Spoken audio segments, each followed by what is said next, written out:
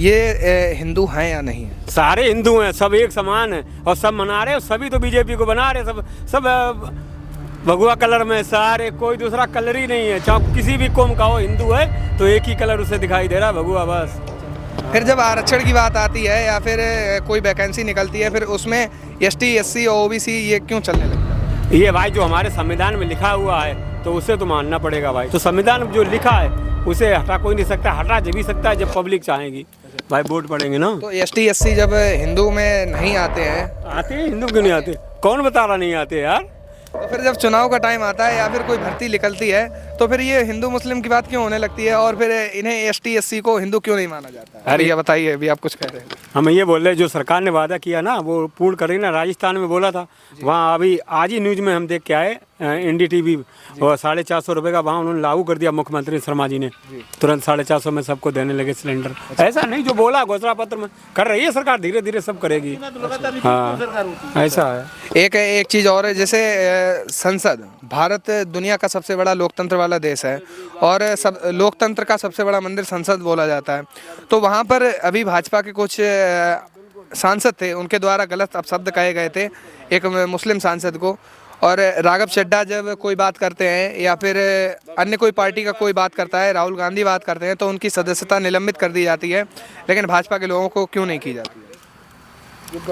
अब इतना तो जानकारी नहीं, वो उनकी कोई पर्सनल प्रॉब्लम होगी वहाँ अंदर, हो सकता है। नहीं, आपके हिसाब से अगर संसद में कोई गलत काम करता है तो उसकी सदस्यता निलंबित करनी चाहिए? करनी चाहिए, सबकी करनी चाहिए। हाँ, रमेश भिदोड़ी जी ने अभी एक मुस्लिम सांसद थे, उन्हें गालियां वगैरह दी थी, उनके जाति सूचक शब्द कहे थे, तो उनकी करनी चाहिए थी कि नहीं करनी? नहीं, जो गलत है उसके साथ गलती करना चाहिए, उसमें कोई वो नहीं है, जो रहा है।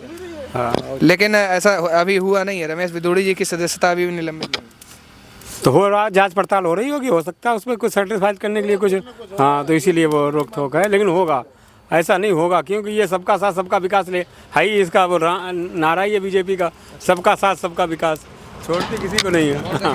अच्छा, एक चीज़ और मैं बताऊं भैया, सबसे मेन मोटिव और मेन प्लस पॉइंट है बीजेपी का अपने सनातन धर्म को बढ़ावा देना, हिंदू जाति को जगाना। जो क्या भारत है, क्या हिंदू राष्ट्र है, हिंदू देश है, जब और जो सारी सरकारें आई सारी हिंदू को ही दबा रही थी। अच्छा, सबसे ज़्यादा उससे तो देश मुक्त हुआ, इसीलिए देश में बीजेपी छाई है, भगवा रंग छाया, इधर भी जाओ कोई डर नहीं है।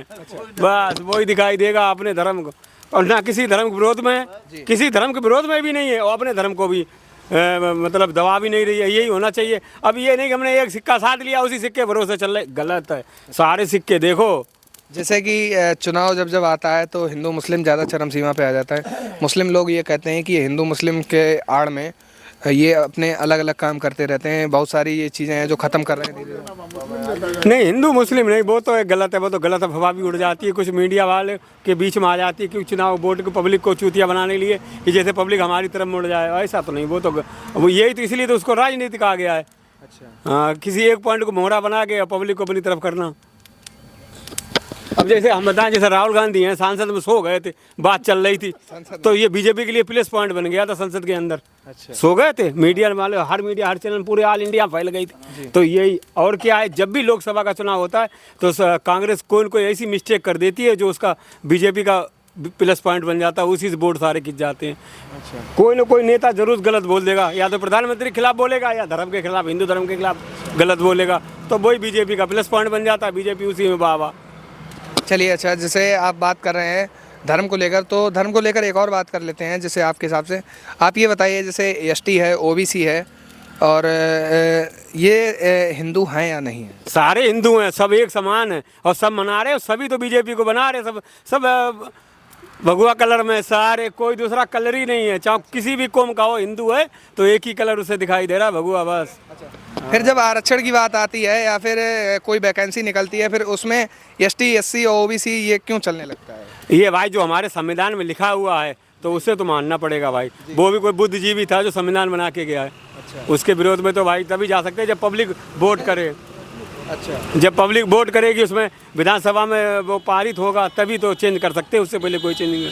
वो भी पब्लिक के ऊपर ही डिपेंड करता है। कानून कोई भी पारित होती है तो सदस्य होते हैं, राज्यसभा सदस्य होते हैं, उनकी वोटिंग होती है, पब्लिक से सुझाव लिया जाता है, तभी कोई, जैसे अभी अमित शाह ने 3 कानून चेंज किए, तीनों कानून अंग्रेजी कानून थे, उनमें तीनों में चेंज कर दिया है, आपको मालूम पड़ा होगा। एक तो ये बलात्कार वाला, इसमें सजा, और भी 3 केस हैं, तीनों में उसने पूरा क्यों चेंज कब किया? जब उसमें वोट पड़े, राज्यसभा के सदस्य हुए, सबकी सहमति ली गई और तीनों सदनों में उसको पास किया गया, तीनों में उसे बहुमत मिला, पारित हो गया। ऐसा होता तो संविधान में जो लिखा है उसे हटा कोई नहीं सकता, हटा जब भी सकता है जब पब्लिक चाहेगी।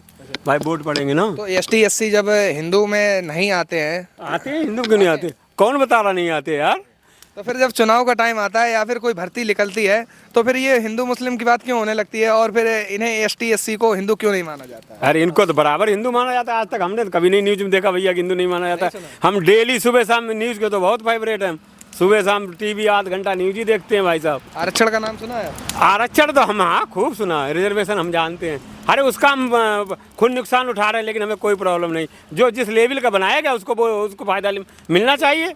हाँ, अब हमें भैया सामान में डाल दिया, हम उस लेवल में नहीं है तो हम क्यों मुड़ पटकेंगे? हमें आरक्षण नहीं मिल रहा है तो गलत बात है। अच्छा, है कि नहीं? गलत बात है कि नहीं भाई? जिस लेवल में हमें प्रभु ने डाला है तो उसको मानना पड़ेगा। हाँ चलिए, और कोई बात जो चैनल के माध्यम से कहना चाहते हैं आप?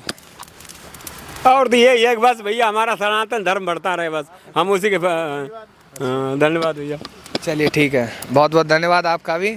तो आप देख सकते हैं इनके हिसाब से जो भाजपा है वो बहुत अच्छा काम कर रही है, विकास कार्य भी ठीक है। अब आपके हिसाब से विकास कार्य ठीक है या नहीं है, और 2024 में इंडिया गठबंधन अब की बार बाजी मारेगा या फिर भाजपा सरकार फिर अब की बार मुख्यमंत्री वो प्रधानमंत्री बनाएगी? तो किस तरह से क्या चुनाव रहेगा या नहीं रहेगा, नीचे कमेंट करके बताइए कि इंडिया गठबंधन अब की बार बाजी मारेगा या फिर 2024 में अब की बार फिर से भाजपा की सरकार आएगी। नीचे कमेंट करके जरूर बताइए। तो बने रहिए INDC नेटवर्क के साथ, मिलते हैं एक नई खबर के साथ। INDC नेटवर्क, बदलते भारत के साथ।